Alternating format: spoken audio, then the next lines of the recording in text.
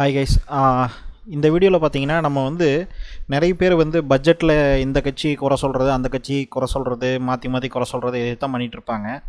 So நம்ம முக்கியமாக பட்ஜெட்னா என்ன, எக்கனாமிக்ஸ் பாயிண்ட் ஆஃப் வியூவிலேருந்து நம்ம பார்க்க போகிறோம். பட்ஜெட்னா என்ன, அது எப்படி போடுறாங்க, அது ஏன் போடுறாங்க, அதனால் என்ன யூஸு, ஸோ அப்படிங்கிறத சயின்டிஃபிக்காக நம்ம எக்கனாமிக்ஸ் பாயிண்ட் ஆஃப் வியூவிலேருந்து அண்டர்ஸ்டாண்ட் பண்ணுவோம். அதுதான் நமக்கு ரொம்ப முக்கியமான ஒரு விஷயம். அப்போ தான் நமக்கு எப்படி ஒரு கண்ட்ரியுடைய எக்கனாமிக்ஸ் ஒர்க் ஆகுது, எப்படி அதை நம்ம இம்ப்ரூவ் பண்ணுறது அப்படிங்கிறது தெரியும். ஸோ ஃபஸ்ட்டு எக்கனாமிக்ஸில் ஃபிஸ்கால் பாலிசி அண்ட் டெபிசிட் அப்படிங்கிற ரெண்டு விஷயங்கள் இருக்குது. அதுக்கு ஃபஸ்ட்டு நீங்கள் அண்டர்ஸ்டாண்ட் பண்ண வேண்டியது என்னென்னா, பேசிக்காக பாலிசிஸில் ரெண்டு டிஃப்ரெண்ட் பாலிசிஸ் இருக்குது. இது ரெண்டு முக்கியமான மேஜர் பாலிசி. பாலிசி அப்படிங்கிறது என்ன, ஒரு பொருளாதார கொள்கை அப்படின்னு சொல்லுவோம். அதாவது இந்த மாதிரி தான் ஒரு நாடு இருக்கணும், இந்த மாதிரி தான் ஒரு விஷயங்கள் செய்யணும் அப்படிங்கிறது தான் ஒரு பாலிசி அப்படின்னு நம்ம சொல்லுவோம். இப்போது பேசிக் பாலிசிஸ் ரெண்டில் என்ன அப்படின்னா, ஒன்று மானிட்டரி பாலிசி. மானிட்டரி பாலிசி அப்படின்னா அது ஆர்பிஐ கண்ட்ரோல் பண்ணக்கூடிய ஒரு பாலிசி. ஏன்னா ஒரு கரன்சி அப்படிங்கிறது ஒரு நாட்டில் ரொம்ப முக்கியமான ஒரு விஷயம். கரன்சியுடைய ரேட்டு ஒரே மாதிரி மெயின்டைன் பண்ணணும். அது இன்க்ரீஸும் ஆகக்கூடாது, டிக்ரீஸும் ஆகக்கூடாது. என்னங்க சொல்கிறீங்க, கரன்சி ரேட்டு குறைஞ்சா நல்லது தானே, அதாவது ரூபாயுடைய மதிப்பு இன்க்ரீஸ் ஆச்சு அப்படின்னா நல்லது தானே, அது ஸ்ட்ரென்த் ஆச்சுன்னா நல்லது தானே அப்படின்னு கேட்பீங்க. ஸோ ஓவராக ஸ்ட்ரென்த் ஆனாலும் பிரச்சனை, ஓவராக வீக்னஸ் ஆனாலும் பிரச்சனை. அது ஒரு குறிப்பிட்ட ஸ்டேஜுக்குள்ளே தான் இருக்கணும் கரன்சி அப்படிங்கிறது. ஏன்னா கரன்சியுடைய மதிப்பு மாறக்கூடாது. அது மாறினாலும் ஒரு ஹெல்த்தி லெவலில் மாறி அது அதே லெவலில் நிற்கணும். அது கீழேயும் விழக்கூடாது, மேலேயும் போகக்கூடாது. அது ரொம்ப முக்கியம். அப்போது அந்த ஸ்டெபிலிட்டி இருந்தால் மட்டும்தான், கரன்சி ரேட்டுக்கு ஒரே மாதிரி இருந்தால் மட்டும்தான் நாட்டுடைய எக்கனாமியை நம்ம டிசைட் பண்ண முடியும். அதுக்கு கம்ப்ளீட்டாக இந்த மானிட்டரி பாலிசி அப்படிங்கிறது ஆர்பிஐ கண்ட்ரோல்டு. ஆர்பிஐ அப்பப்போ இன்ட்ரெஸ்ட் ரேட்டை ஏற்றுறாங்க இறக்குறாங்க இல்லையா, அது எதுக்காக அப்படின்னா இந்த கரன்சி ரேட்டை ஒரே மாதிரி வச்சுக்கணும் அப்படிங்கிறக்காக தான். இதில் கவர்மெண்ட் தலையிட முடியாது. எந்த ஒரு அரசியல் கட்சியோ அரசியலோ எதுவுமே தலையிட முடியாது. ஏன்னா இது தலையிட்டாங்க அப்படின்னா அப்புறம் ஒட்டு மொத்தமாக நாட்டையே சட்டரை போட்டு சாத்திட்டு நம்ம போயிட்டே இருக்க வேண்டியது தான். ஒன்றுமே பண்ண முடியாது. ஒட்டுமொத்த நாடுமே கொலாப்ஸ் ஆகிடும். ஸோ அதனால் என்னென்னா கரன்சி ரேட் அப்படிங்கிறது ஸ்டேபிளாக வச்சுருக்கணும். அதை ஆர்பிஐ கண்ட்ரோல் பண்ணுறாங்க. இது இன்ஃப்ளேஷன் அப்படிங்கிற ஒரு சுச்சுவேஷனால தான் கரன்சி ரேட்டுமே மாறுது. ஸோ அந்த இன்ஃப்ளேஷனுக்கு ஏற்ற மாதிரி நம்ம என்ன பண்ணணும், கரன்சி ரேட்டை quantitative easing and quantitative tightening அப்படின்னு சொல்லுவாங்க. குவான்டிடேட்டிவ் ஈஸிங் அப்படின்னா ஒன்றும் இல்லை, இன்ட்ரெஸ்ட் ரேட்டை குறைக்கிறது தான் குவான்டிடேட்டிவ் ஈஸிங். அதாவது இன்ட்ரெஸ்ட் ரேட்டை குறைக்கிறது மூலமாக சப்ளையை இன்க்ரீஸ் பண்ணுவாங்க. அது மூலமாக இன்ஃப்ளேஷனை கண்ட்ரோலுக்குள்ளே கொண்டு வருவாங்க. சம்டைம்ஸ் இன்ஃப்ளேஷன் மாறி இருந்தது அப்படின்னா அதை கரன்சி ரேட்டை இன்க்ரீஸ் பண்ணி திருப்பி இன்ஃப்ளேஷனை ஒரே ஸ்டேஜுக்கு கொண்டு வருவாங்க. அதனால் கரன்சி ரேட்டை இன்க்ரீஸ் பண்ணுறதும் இன்ட்ரெஸ்ட் ரேட்டை இன்க்ரீஸ் பண்ணுறதும் குறைக்கிறது மூலமாக ஆர்பிஐ கண்ட்ரோல் பண்ணுவாங்க. இதுவே ஃபிஸ்கால் பாலிசி அப்படின்னா இதுதான் மானிட்டரி பாலிசி அப்படின்னு சொல்கிறது. இதில் வேறு எதுவுமே பண்ண மாட்டாங்க. இவங்களுடைய நோக்கம் stability, stability of the economy. அதாவது நாட்டுடைய எக்கனாமி அந்த கரன்சி ரேட்டை பொறுத்து இருக்கனால அந்த கரன்சி ரேட்டை ஸ்டேபிளாக வைக்கணும், ஸ்டெபிலிட்டியாக வைக்கணுங்கிறது தான் இவங்களுடைய நோக்கம். ஃபிஸ்கால் பாலிசி அப்படிங்கிறது நம்ம கவர்மெண்ட் வருஷம் பட்ஜெட் போடுறாங்க இல்லையா, இந்த பட்ஜெட் தான் ஃபிஸ்கால் பாலிசி அப்படின்னு நம்ம சொல்லுவோம். இந்த ஃபிஸ்கால் பாலிசிங்கிறது என்னென்னா, ரூலிங் கவர்மெண்ட் யார் வர்றாங்களோ அவங்களுடைய கொள்கைகள் ப்ளஸ் எக்கனாமிக் டெவலப்மெண்ட்டுக்காக போடக்கூடிய பட்ஜெட் தான் ஃபிஸ்கால் பாலிசி அப்படின்னு சொல்கிறது. இது ஒரு நாட்டுடைய எக்கனாமியை க்ரோத் பண்ணுறதுக்கும், எம்ப்ளாய்மெண்ட் க்ரியேட் பண்ணுறதுக்கும், இன்ஃப்ராஸ்ட்ரக்சர் எல்லாம் டெவலப் பண்ணுறதுக்கும், வெல்ஃபேர் ஸ்கீம், அதாவது சோஷியல் வெல்ஃபேர் ஸ்கீம் இருக்கு இல்லையா, இவங்களுக்கு சலுகை கொடுக்குறது, இவங்களுக்கு இப்படி பண்ணலாம் அப்படி பண்ணலாம், இலவசங்கள் கொடுக்குறது, இந்த மாதிரியான ஒரு சில விஷயங்கள் பண்ணுறது வெல்ஃபேர் ஸ்கீம் அப்படின்னு சொல்லுவோம். இதெல்லாம் ஃபிஸ்கால் பாலிசி கீழே வரும். இந்த ஃபிஸ்கால் பாலிசி தான் நாட்டுடைய வளர்ச்சியை டிசைட் பண்ணுறது. மானிட்டரி பாலிசி ஸ்டெபிலிட்டி டிசைட் பண்ணுறது. அதனால் அது ஆர்பிஐ கண்ட்ரோல் பண்ணுவாங்க. அதில் அரசியல் தலையீடு இருக்காது. ஃபிஸ்கால் பாலிசி அப்படிங்கிறது தான் கவர்மெண்ட்டாக ரூலிங் பார்ட்டிஸ் க்ரியேட் பண்ணுறது. இப்போது இது ஃபிஸ்கால் பாலிசி தான் நம்மளோட பட்ஜெட் அப்படின்னு நம்ம சொல்கிறோம். இந்த ஃபிஸ்கால் பாலிசி போடுறது மூலமாக தான் ஒரு நாட்டுடைய எக்கனாமியை அடுத்த லெவலில் என்ன போகும், என்ன ஆகும் அப்படிங்கிறத டிசைட் பண்ணுவாங்க. இந்த ஃபிஸ்கால் பாலிசி பட்ஜெட் அப்படிங்கிறது ரெண்டே எலமெண்ட் தாங்க இருக்கும். இந்த பட்ஜெட்டில் சிம்பிள் மேட்ரு, செலவு பண்ண போகிறாங்க. பட்ஜெட்டில் செலவு பண்ண போகிறாங்க. இந்த வருஷம் முழுக்க நாங்கள் வச்சுருக்கிற பணத்தை எங்கெங்கே செலவு பண்ண போகிறோம், எப்படி செலவு பண்ண போகிறோம், அதனால் என்ன பெனிஃபிட்டு அப்படிங்கிறத அந்த சூழ்நிலைக்கு தகுந்த மாதிரி, இப்போ ஒரு நாடு இருக்கக்கூடிய சூழ்நிலை என்னவோ அதுக்கு தகுந்த மாதிரி எங்கே செலவு பண்ணலாம், எப்படி செலவு பண்ணலாம் அப்படிங்கிறதெல்லாம் பிளான் பண்ணுறது தான் எக்ஸ்பென்ஸ், அதை தான் வந்து பட்ஜெட் அப்படின்னு நம்ம சொல்கிறோம்.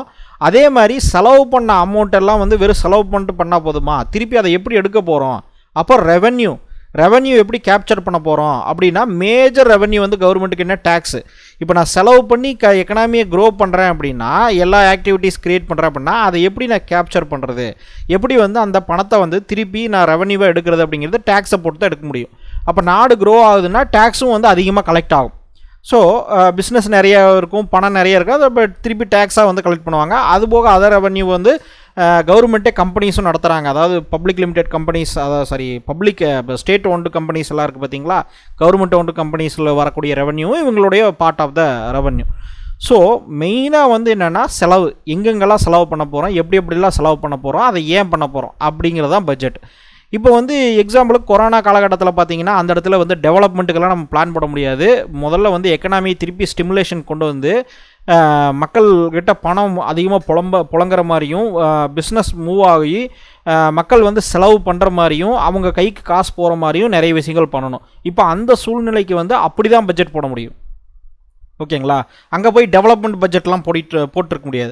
அதே மாதிரி ஒரு நாடு வந்து அந்த சூழ்நிலையை ஓரளவுக்கு கேப்சர் பண்ணிடுச்சு அப்படின்னா, டெவலப்மெண்ட்டுக்காக போடக்கூடிய பட்ஜெட் வந்து மேஜராக வந்து பிஸ்னஸ்க்கு தான் பெனிஃபிட்டாக இருக்கும், மக்களுக்கு வந்து பெனிஃபிட் இருக்காது.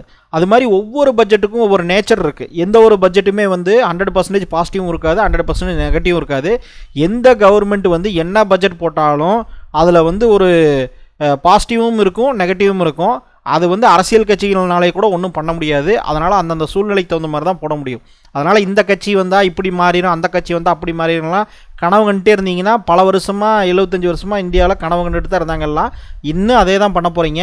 அதனால் வந்து முதல்ல எக்கனாமிக்ஸ் பேசிக்கை புரிஞ்சுக்கிட்டு நீங்கள் வந்து நாட்டுடைய தேவைகளுக்கு ஏற்ற மாதிரி தான் பட்ஜெட் இருக்கும் அப்படிங்கிறத பாருங்கள். அதில் மிஸ்டேக்கும் பண்ணுவாங்க. அந்த மிஸ்டேக் வந்து என்னென்னா, அது இவங்களுக்கு தெரிஞ்சாலுமே அதை பண்ணித்தான் ஆகணுங்கிற சுச்சுவேஷனில் இருக்கும் நாடு. அதே மாதிரி அப்படி ஒன்று நாடு இருக்கும், இல்லைன்னா இவங்க கவர்மெண்ட் வந்து அந்த மாதிரியான கவர்மெண்ட்டை நடத்தியிருப்பாங்க. அதாவது வந்து ஃப்ரீ பீஸ் அதிகமாக கொடுத்தாங்க அப்படின்னா அது வந்து பிரச்சனை பண்ணோம், அதை நம்ம அடுத்தது பார்ப்போம். இப்போ இந்த 2 எலமெண்ட்டு தான் வந்து பேசிக்காக ஒரு பட்ஜெட்டில் இருக்கும். ஸோ அடுத்து என்ன அப்படின்னு கேட்டிங்கன்னா, ஃபிஸ்கல் டெஃபிசிட் அப்படிங்கிறதுனா, நான் வந்து எவ்வளோ செலவு பண்ணுறேன், அது மூலமாக எவ்வளோ ரெவன்யூ கேப்சர் பண்ணுறேன்னு இருக்குது பார்த்தீங்களா. அதில் வந்து இப்போ ஒரு 1200 கோடி நான் செலவு பண்ணேன். அதாவது சிம்பிளாக சொல்கிறேன், இது வந்து ட்ரில்லியனில் வரும் செலவு பட்ஜெட் அப்படிங்கிறது வந்து, ஏன்னா நாட்டுடைய எக்கனாமியை பொறுத்து இருக்குது. நான் வந்து சிம்பிளாக புரியறதுக்காக ஒரு 1200 கோடி செலவு பண்ணுறோம். அது எங்கெங்கே செலவு பண்ண போகிறோம், இங்கே ஒரு 10 கோடி, அங்கே ஒரு 10 கோடி, இங்கே ஒரு 20 கோடி, அங்கே ஒரு 30 கோடின்னு செலவு பண்ண போகிறோம். அதுக்கப்புறமா அந்த செலவு பண்ணதெல்லாம் என்ன பண்ணோம், அது வந்து வளர்ச்சி கொடுக்கும் இல்லையா. நம்ம செலவு பண்ண போகிறோம், செலவு பண்ணால் வளர்ச்சி கொடுக்கும். இப்போ எக்ஸாம்பிளுக்கு நீங்கள் ஒரு துணி கடை வச்சுருக்கீங்க, அந்த துணி கடையை வந்து கடையை வச்சு உட்காந்துருக்கீங்க, சேல்ஸ் வந்துருமா, வராது. மார்க்கெட்டிங் பண்ணணும். அப்போ மார்க்கெட்டிங் பண்ணணும்னா என்ன பண்ணணும், செலவு பண்ணணும். அதுக்கு டிஃப்ரெண்ட் ஆங்கிளில் நீங்கள் யோசிச்சு டிஃப்ரெண்ட் ஐடியா ஸ்ட்ராட்டஜிலாம் க்ரியேட் பண்ணுறீங்க. ஒன்று டிஸ்கவுண்ட் போடுறது, அது ஒரு செலவு இல்லையா. டிஸ்கவுண்ட் போட்டாலும் அது கொஞ்சம் சேல் ஆகும், ஆனால் டிஸ்கவுண்ட் ஆனது வந்து உங்களுக்கு செலவு வந்து கொஞ்சம் ஜாஸ்தியாகும். திருப்பி ஆனாலும் கஸ்டமர்ஸ் வந்து அதிகமாக வருவாங்க, வேறு பொருள் வாங்குவாங்க, அதில் கொஞ்சம் பெனிஃபிட் கிடைக்கும். ரெண்டாவது அட்வர்டைஸ்மெண்ட். இந்த மாதிரி பலவிதமாக செலவு பண்ணுவீங்க. அந்த செலவு மூலமாக ஒரு ரெவன்யூ வரும் இல்லையா, அந்த ரெவன்யூ தான் வந்து இன்கம். இப்போது அதே மாதிரி பட்ஜெட் போட்டாங்க அப்படின்னா இவங்க வித்தியாசமாக செலவு பண்ணுவாங்க ஒவ்வொரு இடத்துலையும். ஓகே, இதுக்கு இவ்வளோ ஒதுக்கீடு, இதுக்கு இவ்வளோ ஒதுக்கீடு, இவங்களுக்கு வந்து டேக்ஸை கட் பண்ணி விட்டோம்னா இவங்க பிஸ்னஸ் அதிகமாக பண்ணுவாங்க, அதே மாதிரி வேலை அதிகமாக கிடைக்கும். இந்த மாதிரி பல பிளானை போடுவாங்க. பல பிளானை போட்டு இப்படி பண்ணும்போது என்ன ஆகும் அப்படின்னா, செலவை மீறி கண்டிப்பாக வந்து ரெவன்யூ வந்து கம்மியாக தான் வரும். இது மெஜாரிட்டி ஆஃப் பட்ஜெட்டில் இப்படி தான் இருக்கும், டெஃபிசிட் தான் இருக்கும். அதாவது வந்து செலவை விட வருமானம் கம்மியாக இருக்கிறதுக்கு பேர் தான் டெஃபிசிட்.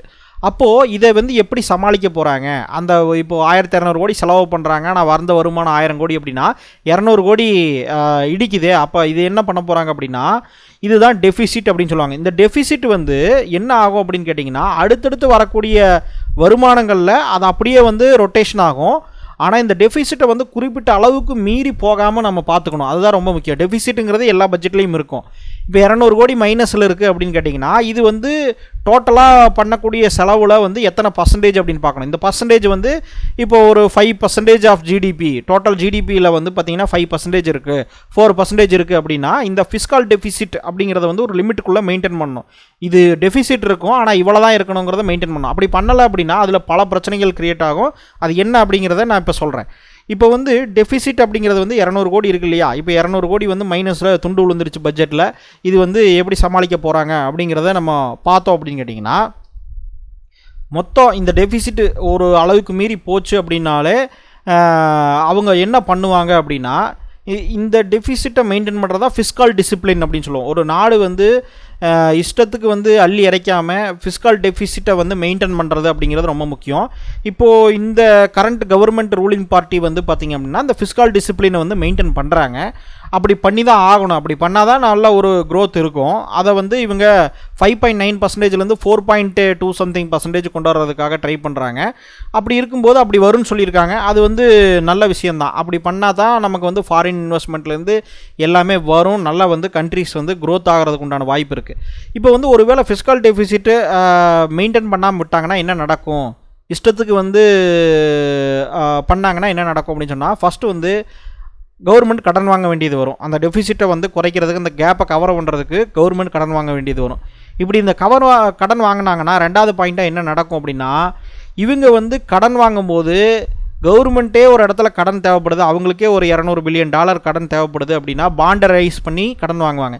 இந்த பாண்டை ரைஸ் பண்ணி கடன் வாங்கினாங்கன்னா என்ன ஆகும் அப்படின்னா, இவங்க வந்து கவர்மெண்ட்டே நிறைய பணம் கடன் வாங்க தேவைப்படுது அப்படின்னா, அந்த ப்ரைவேட்டு கடன் வாங்குறாங்க பார்த்தீங்களா, ப்ரைவேட் கம்பெனிஸ் கடன் வாங்குறாங்க, மற்ற கம்பெனிஸ் பிஸ்னஸ் எல்லாம் கடன் வாங்குறாங்க அப்படின்னா அவங்களுக்கு வந்து கடன் கிடைக்காது. அப்போ அவங்களுக்கு போட்டி போடுவாங்க. அதனால் இன்ட்ரெஸ்ட் ரேட்டு வந்து இன்க்ரீஸ் ஆகிரும். ஏன்னா கடன் கொடுக்குறவங்க வந்து இன்ட்ரெஸ்ட் ரேட்டை இன்க்ரீஸ் பண்ணி விட்ருவாங்க. இப்போ நீங்களே யோசிச்சு பாருங்கள், ஒருத்தர் ஊரில் கடன் கொடுக்குறாரு, ஊரில் ஒரு 10 பேர் 20 பேர் ரெகுலராக கடன் வாங்கிட்டு இருக்காங்க. இப்போ ஊரே கடன் வாங்க போச்சு அப்படின்னா அப்போ என்ன ஆகும் அப்படின்னு யோசிச்சு பாருங்கள். அவங்க வந்து அவர்கிட்ட இருக்கிற மணி லிமிட்டட், அப்போ கடன் கொடுக்க முடியாது. அப்போ கொஞ்சம் பேருக்கு தான் கொடுக்க முடியும். அப்போ என்ன பண்ணுவாங்க அப்படின்னா, வாங்குறவங்களே எனக்கு நான் இன்ட்ரெஸ்ட் ரேட்டு ஜாஸ்தியாக தரேன், நீ எனக்கு கொடு அப்படிம்பாங்க. அந்த காம்படிஷன் வந்துடும். அதே மாதிரி இவரும் இஷ்டத்துக்கு இந்த இன்ட்ரெஸ்ட் ரேட்டை இன்க்ரீஸ் பண்ணிடுவாங்க. அதனால் வந்து இது வந்து ரொம்ப ஒரு முக்கியமான பாயிண்ட்டு. இன்ட்ரெஸ்ட் ரேட்டு இன்க்ரீஸ் ஆகிடும். அப்புறம் இன்ட்ரெஸ்ட் ரேட் இன்க்ரீஸ் ஆச்சுன்னா அப்புறம் திரும்பி பழையபடி தான் இன்ஃப்ளேஷன் வரும். அப்புறம் இன்ஃப்ளேஷன் வந்தால் க்ரோத் ஸ்லோ ஆகும். இது திருப்பி ஒரு சைக்கிளாக மாறிடும். அதுக்கடுத்து பாயிண்ட் வந்து பார்த்திங்க அப்படின்னா, கவர்மெண்ட் வந்து பிரிண்ட் பண்ணி ஆகணும். இப்போ கடன் வாங்கியும் பத்தலை, கொடுக்கல, கிடைக்கல அப்படின்னா பிரிண்ட் பண்ணி ஆகணும். மணியை பிரிண்ட் பண்ணாங்கன்னா திருப்பி அது இன்ஃப்ளேஷன் வரும். ஏன்னா சப்ளை ஜாஸ்தி ஆகிரும். ஸோ அதே மாதிரி க்ரௌடிங் அவுட் அப்படிங்கிற ஒரு சுச்சுவேஷன் க்ரியேட் ஆகும். க்ரௌடிங் அவுட்னா என்னது, இப்போ கவர்மெண்ட் வந்து பணத்தை கடன் வாங்குறாங்கன்னு வச்சுக்கோங்களேன். இப்போ ப்ரைவேட் கம்பெனிஸுக்கு கடன் தேவைப்படும். இப்போ நார்மலாகவே ஒரு வருஷத்துக்கு ப்ரைவேட் கம்பெனிஸ் எல்லாம் ஒரு $100 பில்லியன் கடன் வாங்குவாங்க. நார்மலாகவே எக்கனாமிக் டெவலப்மெண்ட் ஆகணும்னா இவ்வளோ கடன் வாங்குறாங்க அப்படின்னு வச்சுக்கோங்க. இப்போது கவர்மெண்ட்டுக்கே $200 பில்லியன் தேவைப்படுது கடன் அப்படின்னா, இப்போ அந்த இடத்துல என்ன ஆகும், க்ரௌடு கிரியேட் ஆகும். கடன் வாங்கக்கூடிய பீப்புள்ஸ் வந்து அதிகமாகிடுவாங்க. அப்போது கவர்மெண்ட்டுடைய பாண்டு இஷ்யூ பண்ணி கடன் கொடுக்குற இடத்துக்கு தான் அதிகமான அவங்களே இன்ட்ரெஸ்ட் ரேட் ஜாஸ்தியாக கொடுக்கும்போது எல்லா இன்வெஸ்டரும் அங்கே போயிடுவாங்க. அப்போ கவர்மெண்ட்டே அதிகமாக கடன் வாங்குது, அங்கேயே வந்து நம்ம இன்ட்ரெஸ்ட் கொடுத்துடலாம், ஏன்னா சேஃப்டி அப்படிங்கிறதுனால போயிட்டாங்க அப்படின்னா ப்ரைவேட் கம்பெனிஸ்க்கும் அடுத்தது பிஸ்னஸுக்கும் கடன் வாங்குறதுக்கு பணம் கிடைக்காது. அப்போ வந்து எக்கனாமி ஆட்டோமேட்டிக்காகவே ஸ்லோ க்ரோத் ஆகிடும். ஸோ இது ஒரு சைக்கிளாக ஃபார்ம் ஆக ஆரம்பிச்சிடும். அதுக்கடுத்து பார்த்தீங்கன்னா கரன்சி டிவால்யூஷன். அதாவது வந்து இந்த மாதிரி ஃபிஸ்கல் டெஃபிசிட்டு டிசிப்ளின் இல்லாமல் அதிகமாக வந்து பண்ணி இவங்க கடன் வாங்குறாங்க கவர்மெண்ட் அப்படின்னா கரன்சி வந்து டிவால்யூஷன் ஆகிடும். ஏன்னா கவர்மெண்ட் வந்து கடன் வாங்கும்போது இன்ட்ரெஸ்ட் ரேட் இன்க்ரீஸ் ஆகும்போது ஆட்டோமேட்டிக்காக கரன்சி வந்து டிவால்யூஷன் ஆகிடும். இப்போ கரன்சி ரேட்டு வந்து திருப்பி டிவால்யூஷன் ஆச்சு அப்படின்னா அது இம்போர்ட் எக்ஸ்போர்ட்டில் அடிபடும். அதே மாதிரி பார்த்திங்க அப்படின்னா அடுத்த நாட்டுக்கிட்ட இருந்து கடன் வாங்கி நமக்கு டிவால்யூஷன் ஆச்சு அப்படின்னா நம்ம அதிகமான பணம் கொடுக்குற மாதிரி ஆகிடும். மற்ற நாட்டுக்கு அதிகமான பணத்தை கொடுக்குற மாதிரி ஆகிடும். ஏன்னா அதை பற்றி டீட்டெயில்டாக நான் இன்னொரு வீடியோவில் சொல்கிறேன். கரன்சி டிவால்யூஷன் அப்படிங்கிறதும் கரன்சியுடைய ஸ்டெபிலிட்டி எவ்வளோ முக்கியமான விஷயம் அப்படிங்கிறதும் வந்து இன்னொரு வீடியோவில் சொல்கிறேன். அதுவே செப்பரேட்டு பெரிய டாபிக். அதனால தான் கரன்சி மார்க்கெட் அப்படிங்கிறது வந்து ரொம்ப இம்பார்ட்டண்டான மார்க்கெட் ஒரு நாட்டுக்கு. கரன்சி ட்ரேடிங் அப்படிங்கிறதும் பெரிய லெவலில் இருக்கிறதுக்கான காரணமும் அதுதான். அது ரொம்ப இம்பார்ட்டண்டான பெரிய மார்க்கெட். அதே மாதிரி பார்த்திங்கன்னா ஃப்யூச்சரில் வந்து டேக்ஸ் வந்து இன்க்ரீஸ் பண்ணி ஆகணுங்கிற கட்டாயத்தில் வந்துடுவாங்க. ஏன்னா இவங்க கடன் வாங்கினாங்கன்னா அதுக்கு கடன் மட்டும் கட்ட முடியாது, திருப்பி வட்டியும் கட்டி ஆகணும். அப்போது இதெல்லாம் பத்தாது, திருப்பி டெபிசிட் இன்க்ரீஸ் ஆக ஆரம்பிக்கும். இது வேறு வழியே இல்லை, கடைசியில் மக்கள் தலையில் தான் வந்து விடியும். டேக்ஸ் அதிகமாக பண்ணுவாங்க, டேக்ஸை போட்டு தான் ஆகணும் அப்படிங்கிற சுச்சுவேஷனுக்கு வந்துடும்.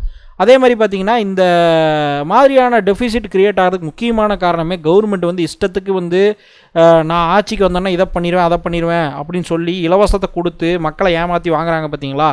இந்த இதெல்லாம் எங்கே போய் விடியும் அப்படின்னு கேட்டிங்கன்னா இன்றைக்கி தமிழ்நாடு இருக்கிற நிலமை அதுதான். எங்கே போய் விடியும் அப்படின்னு கேட்டிங்கன்னா கடைசியில் வந்து ஃபிஸ்கல் டெஃபிசிட்டில் போய் முடியும். கடன் வாங்குவாங்க. கடன் வாங்கி வாங்கி அதை கட்ட முடியாமல் ஏதோ ஒரு வகையில் டேக்ஸை போட்டு திணிச்சு அதை வந்து நாட்டையே டெவலப் பண்ணாமல் விடுவாங்க. இது வந்து நான் சொல்கிறது வந்து சிம்பிளான மேட்டர் கிடையாது. இதனால் ஒரு நாடே உடையிறதுக்கு உண்டான வாய்ப்புகள் இருக்குது. இது அமெரிக்காவில் வந்து சிவில் வார் வந்ததுக்கான முக்கியமான ஒரு ரீசனுமே இந்த மாதிரி ஸ்டேட் கவர்மெண்ட், அதாவது உள்ளே இருக்கக்கூடிய ஸ்டேட் கவர்மெண்ட்டுன்னு சொல்கிறாங்க இல்லையா. இப்போ ஒரு நாடுங்கிறது ஒரு சில நாடுகள் பார்த்திங்கன்னா டோட்டலாக ஒரே நாடாக தான் இருக்கும். அதில் வந்து செப்பரேட்டாக ஸ்டேட் அப்படிங்கிறது வந்து ஒரு பார்ட் ஆஃப் த கண்ட்ரியாக தான் இருக்குமே தவிர பெரிய லெவலில் வந்து ஸ்ப்ளிட் இருக்காது. ஆனால் யூரோப்லேயும் சரி இந்தியாவிலையும் சரி பார்த்தீங்கன்னா, இந்தியாவிலேயும் பார்த்தீங்கன்னா ஒவ்வொரு ஸ்டேட்டுமே ஒரு நாடு மாதிரி இருக்கும். இப்போ நீங்கள் தமிழ்நாடுன்னு எடுத்துக்கிட்டிங்கன்னா லாங்குவேஜ் வேறு, கல்ச்சர் வேறு டிஃப்ரென்ஸ் இருக்கும். கேரளான்னு எடுத்துக்கிட்டிங்கன்னா லாங்குவேஜ் கல்ச்சர் டிஃப்ரெண்ட் இருக்கும். கிட்டத்தட்ட ஒவ்வொரு ஸ்டேட்டுக்கு போகும்போதும் நீங்கள் இந்தியாவுடைய ஜியோகிராஃபி அண்ட் பொலிட்டிக்கல் எக்கனாமி பார்த்தீங்க அப்படின்னா ஒவ்வொரு ஸ்டேட்டுக்கு போகும்போதும் ஒவ்வொரு நாடு மாதிரி இருக்கும். அது இப்போ கர்நாடகா போனீங்கன்னா அது ஒரு நாடுன்னே சொல்லலாம். அதே மாதிரி இப்போ ஹிந்தி பேசுகிற ஸ்டேட் போனீங்க அப்படின்னா அது ஒரு நாடு இருக்கும். அதுக்கும் தமிழ்நாட்டுக்கும் பார்த்தீங்கன்னா ஏகப்பட்ட கல்ச்சர் டிஃப்ரென்ஸ் இருக்கும், எக்கனாமி டிஃப்ரென்ஸ் இருக்கும், லாங்குவேஜ் டிஃப்ரென்ஸ் இருக்கும், ஏகப்பட்ட விஷயங்கள் டிஃப்ரென்ஸ் இருக்கும். அப்போ இந்த மாதிரியான ஒரு நாட்டில் இப்படி வந்து ஒவ்வொரு ஸ்டேட் கவர்மெண்ட்டும் அந்தந்த மொழி இனத்தை வச்சு, ஜாதியை வச்சு, மதத்தை வச்சு பிரித்து ஓட்டை வாங்கி ஃப்ரீபியும் கொடுத்து எல்லாம் ஓட்டை வாங்கி உட்காந்துட்டாங்கன்னா இந்த சென்ட்ரல் கவர்மெண்ட்டுக்கும் ஸ்டேட் கவர்மெண்ட்டுக்கும் உண்டான டிஃப்ரென்ஸ் வந்து பயங்கரமாகிடும். இப்போ வந்து ஸ்டேட் ஒவ்வொன்றும் நாடு மாதிரி ஆக்ட் ஆக ஆரம்பிச்சிடும். அப்போ அவங்க இஷ்டத்துக்கு எதுவுமே கேட்க மாட்டாங்க. ஏன்னா ஆட்சி வேறு இல்லையா, இங்கே ஒரு ஆட்சி அங்கே ஒரு ஆட்சிங்கும்போது அவங்கவுங்க இஷ்டத்துக்கு ஆட்சி நடத்துவாங்க, அவங்கவுங்க இஷ்டத்துக்கு கடன் வாங்குவாங்க. அப்போ நாடே உருப்படாமல் போகிறதுக்கு உண்டான வாய்ப்புகள் நிறையா இருக்குது. இது வந்து இன்னொரு ஜியோ பொலிட்டிக்கல் அப்படிங்கிற ஒரு வீடியோவில் நான் வேணால் சொல்கிறேன். இது வந்து எந்த அளவுக்கு இம்பாக்ட் க்ரியேட் பண்ணும், அரசியலில் வந்து எந்த அளவுக்கு மாற்றத்தை உண்டு பண்ணும், அதே மாதிரி இந்தியாவுடைய நிலைமையை எங்கே போகுது அப்படிங்கிறது. இது வந்து நடக்கக்கூடாதுன்னு நம்ம நினைக்கிறோம். ஆனால் அதுக்குண்டான ரூட்டு ஆரம்பிக்கிற முன்னாடியே கட் பண்ணால் மட்டும்தான் உண்டே தவிர அப்புறம் ஆரம்பிச்சாச்சுன்னா ஒன்றும் பண்ண முடியாது. இது வந்து ரொம்ப முக்கியமான விஷயம். இந்த ஃப்ரீபீஸ் கொடுக்கறது மூலமாக டெஃபிசிட் கிரியேட் ஆகும். கடன் வாங்கினாங்க அப்படின்னா அப்புறம் திருப்பியும் வந்து ஸ்லோ எக்கனாமி, அன்எம்ப்ளாய்மெண்ட் இன்க்ரீஸ் ஆகும். இது பயங்கரமான விளைவுகளை கொண்டு வரும். அதே மாதிரி அதனால தான் அரசியல் வந்து எக்கனாமிக்ஸில் தலையிடக்கூடாது, முடிஞ்ச அளவுக்கு கம்மியாக தான் தலையிடணும் அப்படின்னு சொல்கிறதுக்கான காரணம் வந்து இதுதான். ஸோ எஜுகேஷன் அப்படிங்கிறது வந்து பட்ஜெட்டில் எவ்வளோ அளவுக்கு முக்கியம் அப்படிங்கிறது வந்து இந்த பட்ஜெட்டிலிருந்து நீங்கள் புரிஞ்சுக்கலாம். ஏன்னா இன்றைக்கி அன்எம்ப்ளாய்மெண்ட் இந்த அளவுக்கு இன்க்ரீஸ் ஆகிருக்குது அப்படின்னு கேட்டிங்கன்னா இதுக்கு காரணம் வந்து எதுவாக வேணா இருக்கலாம். ஆனால் இந்த அன்எம்ப்ளாய்மெண்ட் அப்படிங்கிறது வந்து நீங்கள் ஒரு நாட்டுடைய வெல்த்தே வந்து ப்ரொடக்டிவிட்டி ஆஃப் லேபர் அப்படின்னா வேலை செய்கிறவங்க கிடையாது, ஒட்டுமொத்த மக்களுமே லேபர் தான். லேபர் மீன்ஸ் பிஸ்னஸும் லேபர் தான். ஒரு ஒரு பிஸ்னஸ் மேன் அவங்க வந்து ஏதாவது ஒரு ரிஸ்க் எடுத்து ஒரு விஷயத்தை பண்ணுறாங்க அப்படின்னாலும் அவங்களும் லேபர் தான். மொத்தத்தில் ப்ரொடக்டிவிட்டி, மக்களுடைய வேலை செய்கிறது ப்ரொடக்டிவிட்டி இன்க்ரீஸ் ஆகுது அப்படின்னா தான் அதோடைய உண்மையான வெல்த்தே இருக்கும். இது வந்து நான் சொல்லலை, எல்லா நாடுமே அடிப்படையாக எக்கனாமிக்ஸ் எதை வச்சு பில்டு பண்ணுறாங்க, நாட்டுடைய வெல்த்தை எப்படி கிரியேட் பண்ணுறாங்க அப்படின்னா அதுக்கு பைபிள் மாதிரி இருக்கிற புக்கு வந்து the wealth of the nation, the Adam Smith அப்படிங்கிற எக்கனாமிஸ்ட்டு எழுதுனா ஒரு முக்கியமான எக்கனாமிஸ்ட். இவர் வந்து ரொம்ப influential figure in the history. அவர் வந்து எழுதுனா இந்த வெல்த் ஆஃப் த நேஷன் அப்படிங்கிற புக்கு வந்து ரொம்ப முக்கியம். அதை படிச்சிங்க அப்படின்னா உங்களுக்கு வந்து நிறைய விஷயங்கள் தெரியும். என்கிட்ட அந்த புக்கு இருக்குது, நான் படிச்சிருக்கேன். அது வந்து பார்த்திங்கன்னா கிட்டத்தட்ட 1000 பேஜ் இருக்கும். இதை படிக்கிறக்கே பல மாதம் ஆச்சு. இதில் இருக்கிறதெல்லாம் சொல்லணும் அப்படின்னு கேட்டிங்கன்னா ஒரு வருஷத்துக்கு அதே வீடியோவே போட்டிருக்கலாம். அதனால் என்னென்னா முடிஞ்ச அளவுக்கு சுருக்கமாக சொல்லும்போது புரிஞ்சுக்குங்க, இந்த ப்ரொடக்டிவிட்டிங்கிறதும் ரொம்ப முக்கியம். அப்போது ப்ரொடக்டிவிட்டி எப்படி உருவாகும் அப்படின்னு கேட்டிங்கன்னா எஜுகேஷனுக்கு ஸ்பெண்டிங் பண்ணணும். மக்களுக்கு வந்து ஸ்கில்லே இல்லை அப்படின்னா அவங்க என்ன வேலை செய்வாங்க? எனக்கு வேலையே செய்ய தெரியாது, எனக்கு கம்ப்யூட்டர் ஆப்ரேட் பண்ண தெரியாது, எனக்கு வந்து இது கோடிங் பண்ண தெரியாது, எனக்கு வந்து சாஃப்ட்வேர் டெவலப்மெண்ட் பண்ண தெரியாது, டெக்னாலஜி தெரியாது அப்படின்னா உங்களை எந்த கம்பெனியும் ஹையர் பண்ண மாட்டாங்க. ஏன்னா ஃப்யூச்சரும் சரி ப்ரெசண்ட்டும் சரி மாடர்ன் எக்கானமி அப்படிங்கிறது டெக்னாலஜினால் உருவானது தான். அப்போ இந்த டெக்னாலஜி இம்ப்ரூவ் ஆக மக்கள் வந்து அதுக்கு அடாப்ட் பண்ணிக்கணும். அப்போ எஜுகேஷனை அந்த மாதிரி சிஸ்டம் மாற்றணும். சும்மா மக்கப் பண்ணி எழுதி மார்க் வாங்குற இந்த எஜுகேஷன் சிஸ்டம் இருக்கிற வரைக்கும் அது உருப்படாதுன்னு வச்சுக்கோங்க. அந்த எஜுகேஷன் பேசினாலே நம்ம நிறைய பேசலாம். ஆனால் அட்லீஸ்ட் பேசிக் லெவல் ஒரு ஸ்கில்லிங் இருக்கணும். எல்லாருமே வந்து ஒரு ஸ்கில் இருக்கணும். நிறைய நாடு இன்றைக்கி சைனா வந்து இந்த அளவுக்கு பெரிய நாடாக இருக்குது அப்படின்னு கேட்டிங்கன்னா, பெரிய லெவல் எக்கானமி, அமெரிக்கா கண்லேயே விரல விட்டு ஆடுறான்னு கேட்டிங்கன்னா அதுக்கு ஒரே விஷயம், அவங்க இதெல்லாம் முன்னாடியே பண்ணிட்டாங்க. நம்ம வந்து இன்னும் வந்து 5 வருஷத்துக்கு ஒரு தடவை ஆட்சி நடத்தி மாற்றி எலெக்ஷன் நடத்தியே உருப்படாமல் போன ஒரு நாடு வந்து நம்ம நாடு தான். அதனால் வந்து இதெல்லாம் மாற்றலை அப்படின்னா எஜுகேஷனுக்கு இன்வெஸ்ட் பண்ணணும், எஜுகேஷனுக்கு பட்ஜெட்டில் அதிகமாக ஒதுக்கணும். இப்போ அதை பண்ணியிருக்கிறாங்க. ஆனால் வந்து என்னென்னா இது பத்தாது. ஏன்னா எஜுகேஷனுக்கு தொடர்ந்து ஒதுக்கி எல்லாத்தையுமே படிக்க வச்சு எல்லாத்தையுமே நாலேஜ் கெயின் பண்ண வச்சால் மட்டும்தான் அது வந்து பயங்கரமான ஒரு ரிசல்ட் கொடுக்கும். ஆனால் இது ஷார்ட் டேர்ம் ரிசல்ட் கொடுக்காது. ஷார்ட் டேர்ம் ரிசல்ட்டில் 5 வருஷத்துக்கு ஒரு தடவை ஆட்சி மாறினா இது இப்படி தான் இருக்கும் நாடு. ஓகேங்களா? 5 வருஷத்துக்கு ஒரு தடவை வந்து எலெக்ஷன் நடத்தி உருப்படாமல் போன ஒரு நாடு வந்து நம்ம நாடாக தான் இருக்கும் கண்டிப்பாக. ஏன்னா 5 வருஷத்துக்குள்ளே ரிசல்ட் கொண்டு வரணும்னு சொன்னீங்கன்னா அவங்க ஷார்ட் டேர்ம் பட்ஜெட் தான் போடுவாங்க. ஷார்ட் டேர்ம் பட்ஜெட் போட்டாங்கன்னா இது எல்லா கட்சிக்கும் பொருந்தும். ஷார்ட் டேர்ம் பட்ஜெட் போட்டாங்க அப்படின்னா ஷார்ட் டேர்மில் ரிசல்ட் கொண்டு வரணும். ஷார்ட் டேர்மில் ஏதோ பண்ணி மக்களை அட்ராக்ட் பண்ணால் தான் அவங்க அடுத்து ஆட்சிக்கு வர முடியும். அப்போ இப்படி பண்ணாங்கன்னா எஜுகேஷன்லாம் இன்றைக்கி இன்வெஸ்ட் பண்ணிங்கன்னா அடுத்து 10 வருஷம் 20 வருஷம் 30 வருஷம் ஆகும். ஆனால் அதில் கொடுக்கக்கூடிய ரிசல்ட் வேறு எங்கேயுமே ரிசல்ட் கொடுக்காது. இது வந்து எக்கனாமிக்ஸ். இது வந்து சும்மா ஒரு என்ன சொல்கிறது, ஏதோ போகிற போக்கில் சொல்லிட்டு போகிற விஷயம் கிடையாது. இது வந்து எல்லா நாட்டிலையும் ப்ரூவன் மெத்தடு. ஜெர்மனி எடுத்துக்கோங்க. இன்றைக்கி திங்க் ஸ்கூல்னு சொல்லி ஒரு யூடியூப் சேனல் இருக்குது. அதை நீங்கள் பார்த்தீங்கன்னா அவங்களுக்கு வந்து ரீசெண்டாக கூட ஒரு வீடியோ போட்டிருந்தாங்க ஜெர்மனோடைய எஜுகேஷன் சிஸ்டம் எப்படி இருக்குன்ட்டு. அந்தளவுக்கு இங்கே கொண்டு வரணும். இங்கே சும்மா வந்து 5 வருஷம் ஏதோ ஃபீஸை கட்டு நான் உனக்கு சர்டிஃபிகேட் கொடுத்துட்டு போகிறேன் அப்படின்ட்டு போனாங்கன்னா அது உருப்படாது. அதனால் எஜுகேஷனுக்கு ரொம்ப இம்பார்ட்டண்ட்டாக பண்ணணும், சிஸ்டமேட்டிக்காக பண்ணணும். அதை வந்து எந்த அளவுக்கு அது செலவே பண்ணாலும் பரவாயில்ல, அதுக்காக துண்டு உளுந்து கடன் வாங்கினாலும் பரவாயில்ல. ஆனால் உருப்படாத ஃப்ரீனஸ் கொடுத்து ஃப்ரீபீஸ் கொடுத்து கடன் வாங்கினாங்கன்னா அது ஒன்றும் உருப்படாது. ஆனால் லேபரோடைய ப்ரொடக்டிவிட்டி இன்க்ரீஸ் ஆயிடுச்சு அப்படின்னா அது வேறு லெவலில் ரிசல்ட் கொடுக்கும். ஸோ அதனால் இம்பார்ட்டன்ஸ் வந்து எஜுகேஷனுக்கு ரொம்ப முக்கியமாக கொடுக்கணும். இப்போ தான் கொடுக்குறாங்க, அதை வந்து இன்னும் அதிகமாக கொடுக்கணும். அதுதான் வந்து நம்ம புரிஞ்சிக்க வேண்டிய எக்கனாமிக்ஸில் பேசிக்கான ஒரு விஷயம். பார்த்திங்கன்னா கண்ணுக்கே தெரியாத ஒரு விஷயம் பயங்கரமாக நம்மளை வந்து உருவாக்கும் அப்படிங்கிறது வந்து அது எஜுகேஷன் ஒரு example. The only example education தான். அதனால் அதை எல்லாருமே வந்து ஃபாலோ பண்ணணும். எல்லாருமே முடிஞ்ச அளவுக்கு வந்து ஸ்கில்லை டெவலப் பண்ணுங்கள்.